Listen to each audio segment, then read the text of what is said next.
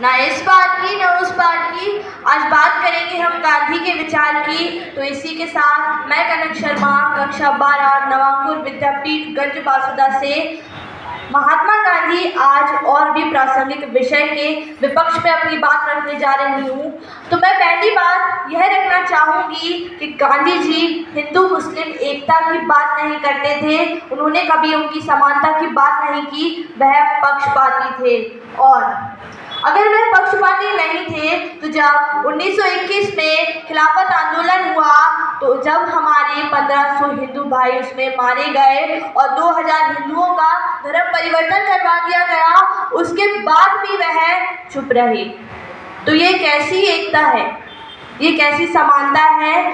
हिंदू मुस्लिम अलगाव करवाना क्या आज प्रासंगिक है, मैं जानना चाहूँगी। दूसरी बात मैं यह रखना चाहूँगी कि गांधी जी अपने सभी आंदोलनों में पूर्ण रूप से सफल नहीं हुए। जैसे ही आंदोलन अपनी चरम शिखर पर पहुंचने ही वाला होता था, सफलता प्राप्त होने ही वाली होती थी, वह उसे बीच में ही रोक देते थे। पहले वह लोगों को उकसाते थे, जैसे ही भीड़ उमड़ आती थी और जैसे ही लोग रुचि लेना शुरू करते थे, वह उन्हें रोक देते थे। अंग्रेजों की सलाह लेकर वह उन्हें रोक देते थे। तो मैं जानना चाहूँगी कि पहले लोगों को आंदोलन के प्रति उकसाना और फिर बाद में अंग्रेजों से समझौता कर लेना, क्या वह अंग्रेजों के साथ मिले हुए थे?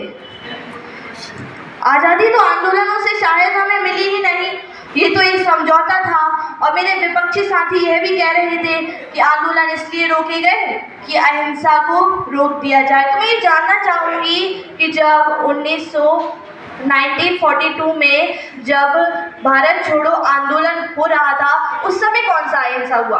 उस समय तो शांति से ही आंदोलन हो रहा था, लेकिन अंग्रेज उनकी चाल समझ गए और अंग्रेजों ने वह चाल चली कि अब हम इनके साथ समझौता करने की बात रखते हैं कि आप हमारे साथ समझौता कर लो, द्वितीय विश्व युद्ध में हमारा साथ देना आज़ादी में, और बदले में हम तुम्हें आज़ादी दे देंगे। और गांधी जी अपने कोमल हृदय की कोमलता के चलते उनकी बातों में आ गए और यही उनका अहिंसा का सिद्धांत पूर्ण रूप से विरोधाभासी साबित होता है कि यदि वह अहिंसा को मानते थे तो द्वितीय विश्व युद्ध में उन्होंने उनका साथ क्यों दिया?